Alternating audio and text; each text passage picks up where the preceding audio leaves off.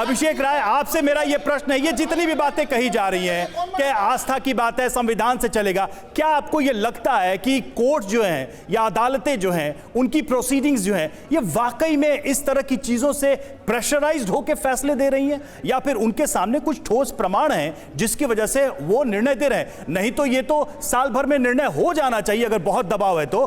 क्यों 30 साल लग रहे हैं, क्यों 35 साल लग रहे हैं, क्यों हर पक्ष लोअर कोर्ट से सुप्रीम कोर्ट तक तमाम सबूतों को लेकर बराबरी के साथ अदालतों के सामने जा रहे हैं, जब मामला सिर्फ दबाव से अगर फैसले की बात है तो? अभिषेक जी।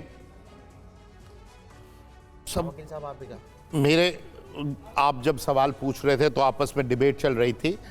आपका सवाल मेरी समझ में यह आया है कि इतना वक्त क्यों लगता है, जल्दी क्यों नहीं फैसला हो सकता है? हाँ, नहीं, मैं कह रहा हूं कि सबको बराबर शायद मौका मिलता है कोर्ट में अपने अपने एविडेंसेस रखने का, और इसी वजह से शायद कोर्ट भी बराबरी का समय देता है ताकि कोई भी पक्ष असंतुष्ट न रहे। फिर भी हम देख रहे हैं कि फैसलों पर सवाल है।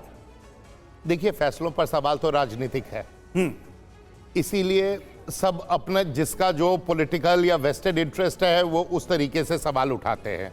जो उनके पक्ष की चीज़ें नहीं है वो उन बातों को उठाते हैं। अदालत अपना काम, चाहे अभी जो डिबेट कर रहे थे, किसी का परसेप्शन है कि वो आस्था के आधार पर है, अदालत से फैसला आया तो न्याय संगत है, तर्क संगत है और साक्ष्य संगत है, सीधी बात है।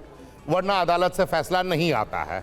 अदालत में ऐसी कोई प्रक्रिया नहीं है या ऐसी कोई चीज़ें नहीं है कि आस्था के आधार पर फैसला दिया जा सके।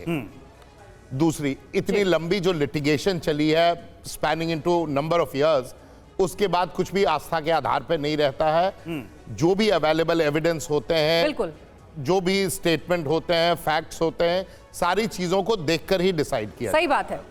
शोएब जमाई, क्या आप ये नहीं मानते हैं कि देश की न्यायिक जो व्यवस्था है उसमें जो तथ्य आते हैं, जो एविडेंस आते हैं, उसी के आधार पर कोई भी फैसला सुनाया जाता है? तो आखिर मुस्लिम पक्ष को थोड़ा इंतजार क्यों नहीं है? आप लोग सीधे इस रिपोर्ट को नकार क्यों नहीं रहे हैं? थोड़ा वक्त तो दीजिए, कोर्ट में ये रिपोर्ट पेश तो हो, उसके बाद तर्क वितर्क करते रहिएगा। देखिए, इसमें दो महत्वपूर्ण सवाल है। सवाल नंबर 1 ये है कि जो कहते हैं कि मेरिट की बुनियाद पर ही फैसला हुआ बाबरी मस्जिद और राम मंदिर के मामले में, उस पर शंकराचार्य अविमुक्तेश्वरानंद जी, जो ज्योतिषपीठ के शंकराचार्य, उन्होंने अभी इंटरव्यू में खुलासा किया कि फैसला होने से पहले सुप्रीम कोर्ट ने उनके पक्ष को और हिंदू पक्ष को और सुन्नी सेंट्रल वक्फ बोर्ड को ये कहा था कि आप कोई समझौता कर लें ताकि हमें फैसला देने में इसमें आसानी हो। और उनका कहना है ऑन रिकॉर्ड कि सुन्नी सेंट्रल वक्फ बोर्ड और उनके हिंदू पक्ष के बीच में एक समझौता हुआ, एक हस्ताक्षर हुआ, और उस हस्ताक्षर के बाद ही जो है सुन्नी वक्फ बोर्ड ने कहा कि ठीक है, हम इसकी एकता के खातिर जो है हम इसको मामला वापस लेते हैं।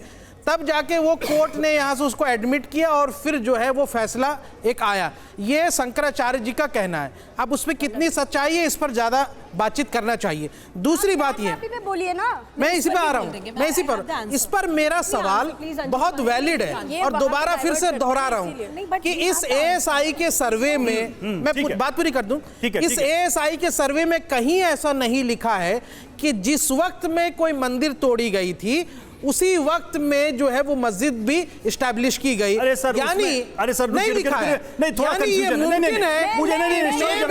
देखिए, कुछ भी नहीं बोल किसी जमाने में थोड़ा कंफ्यूजन है। सुनिए तो, थोड़ा कंफ्यूजन है। मेरे हाथ में जो रिपोर्ट है, सुनिए तो मेरी बात। अरे शोएब साहब सुनिए, नहीं, मैं कई बार किसी नेचुरल कैलेमिटी की वजह से टूटा। अरे सर, इसमें दो, अरे शोएब जमाई साहब, इसमें दो बातें नहीं, इसमें दो बातें, सुनिए सुनिए, आपदा की वजह से भी टूट सकता है। अरे यही तो बात मैं आपको कहना चाहता हूं, झगड़े की वजह से टूट सकता है, हिंदू राजा के झगड़े के बीच में टूट सकता है।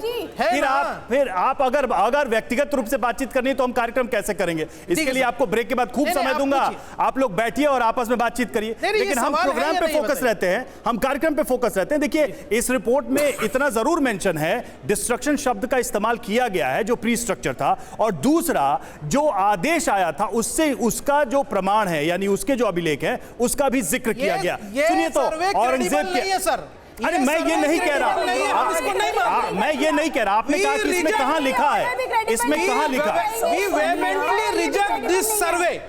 वी यूनानिमसली रिजेक्ट ठीक है, ठीक है, चलिए, और हम चलिए, इसको पारुल, reject आप- करते हैं।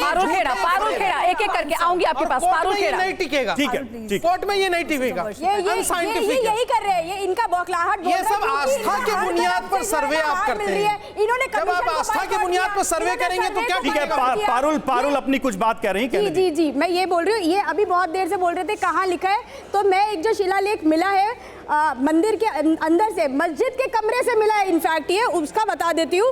The Arabic Persian inscription found inside a room mention that the mosque was built in the 20th regal year of Aurangzeb. Hence the pre-existing structures appear to have been destroyed in the 17th century during the time of Aurangzeb. ये लिखा है, ये मस्जिद के अंदर से मिला है ये शिलालेख जो बता रहे हैं।